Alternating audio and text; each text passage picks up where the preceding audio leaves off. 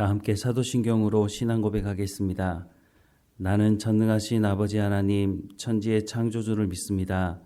나는 그의 유일하신 아들 우리 주 예수 그리스도를 믿습니다. 그는 성령으로 잉태되어 동정녀 마리아에게서 나시고 본디오 빌라도에게 고난을 받아 십자가에 못 박혀 죽으시고 장사된 지 사흘 만에 죽은 자 가운데서 다시 살아나셨으며 하늘에 오르시어 전능하신 아버지 하나님 우편에 앉아 계시다가 거기로부터 살아있는 자와 죽은 자를 심판하러 오십니다.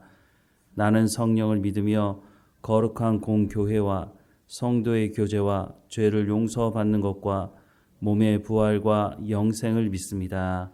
아멘. 찬송가 86장 함께 찬양하겠습니다. 찬송가 86장입니다. 내가 늘 의지하는 예수 나의 상처 입은 심령을 불쌍하게 여기사 위로하여 주시니 미쁘신 나의 좋은 친구 내가 의지하는 예수 나의 사모하는 친구 나의 기도 들으사 응답하여 주시니 미쁘신 나의 좋은 친구 주의 손 의지하고 살 때 나를 해할 자가 없도다. 주님 나의 마음을 크게 위로하시니 미쁘신 나의 좋은 친구 내가 의지하는 예수 나의 사모하는 친구 나의 기도 들으사 응답하여 주시니 미쁘신 나의 좋은 친구 내가 요단강 건너가며 마음이 두려워서 떨 때도 주가 인도하시니 어찌 두려워하랴 미쁘신 나의 좋은 친구 내가 의지하는 예수 나의 사모하는 친구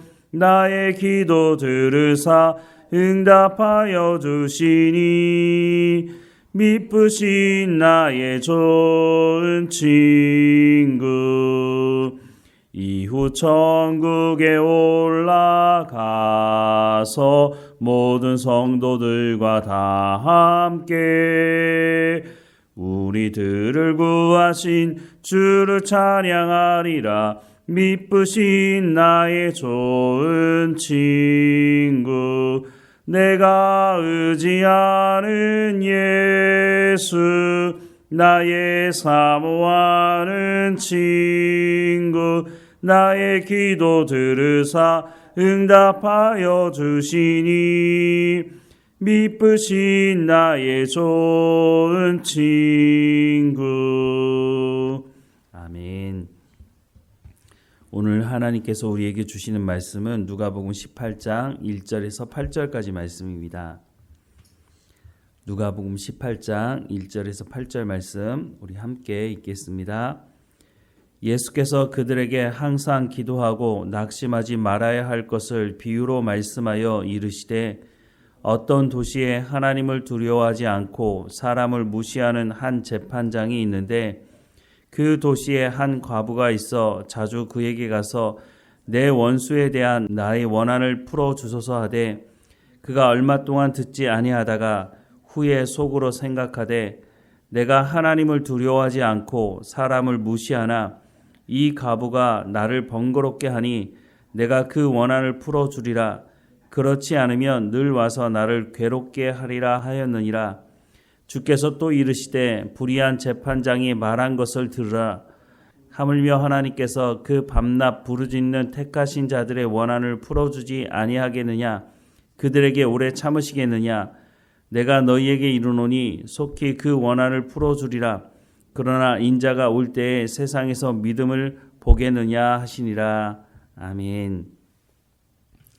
예수님께서 승천하시면 다시 오실 것에 대한 말씀을 하셨죠.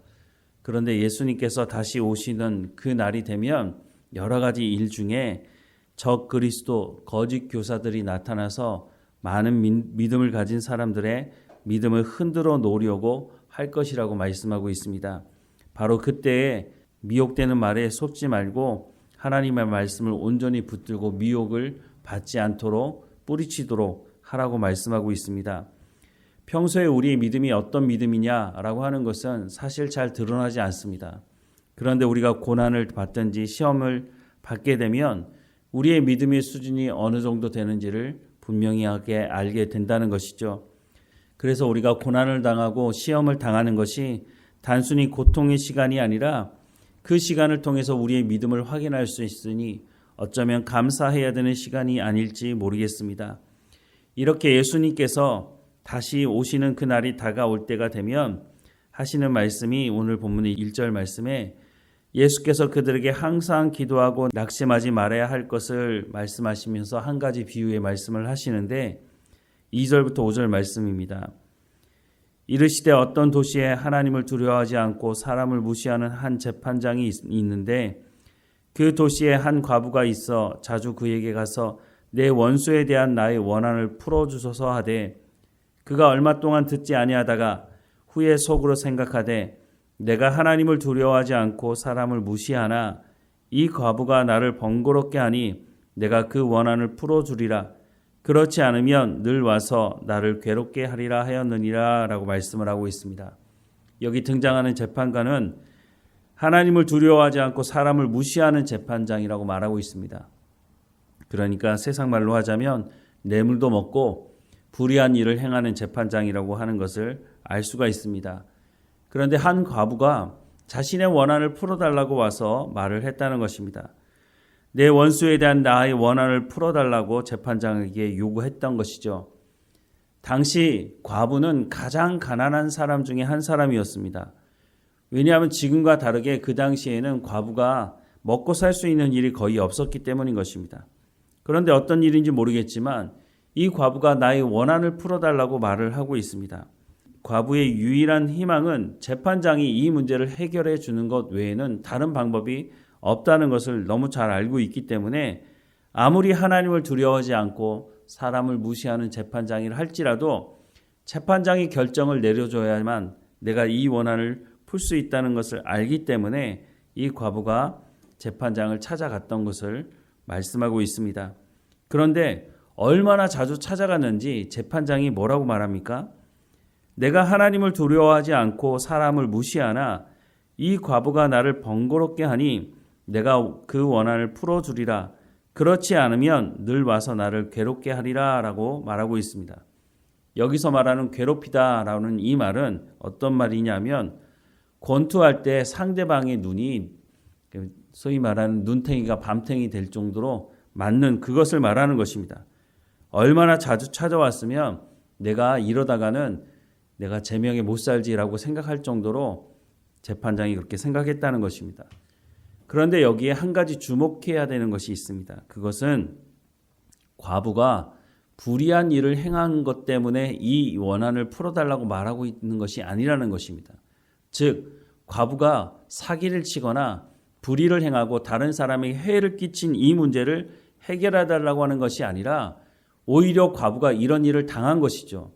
과부가 잘못한 것이 없는데 다른 사람의 일 때문에 이 문제가 자기에게 큰 손해를 끼치게 되었다라고 하는 것을 말하고 있는 것입니다.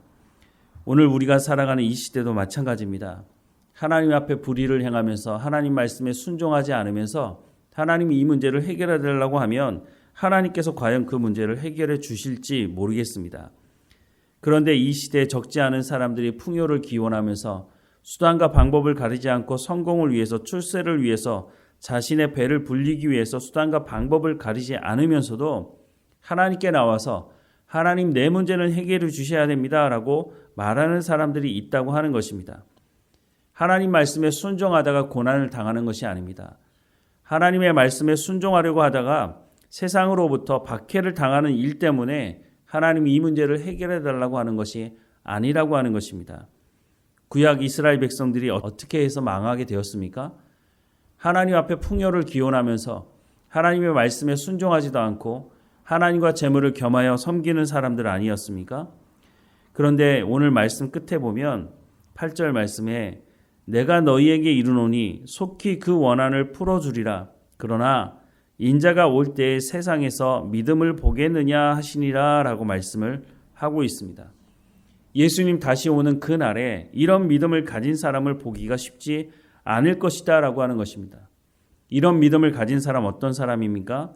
끝까지 하나님의 말씀을 듣고 순종하는 사람, 박해가 있어도 손해가 있어도 세상 사람들처럼 수단과 방법을 가리지 않으면서 풍요를 기원하고 그 성공과 출세를 위해서 수단과 방법을 가리지 않는 방법을 사용하는 세상 사람들과 같지 않게 끝까지 하나님의 말씀을 붙들고 순종하는 사람, 이런 사람을 많이 볼 수가 없게 될 것이다 라고 하는 말씀을 해주고 있는 것입니다.